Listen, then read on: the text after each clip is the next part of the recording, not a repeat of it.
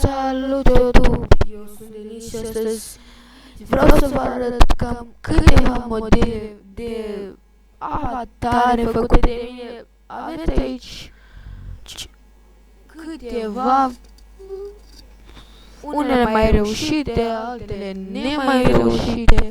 Aveți Skype-ul în descriere dacă aveți nevoie de ceva de genul. Unele sunt făcute pentru unii YouTuberi, pentru că le-am dat, adică le-am făcut pentru ei. Unele, dacă le observați, sunt cu numele meu, The King. Am vrut să-mi cer scuze pentru inactivitate, doar că am avut alte treburi și veți afla cât de curând posibil, doar că am o problemă cu sample, cu filmarea lui. Așa. Eu vă las să mai vedeți unele.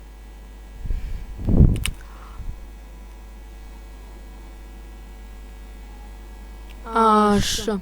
După cum văd, au fost aproape toate.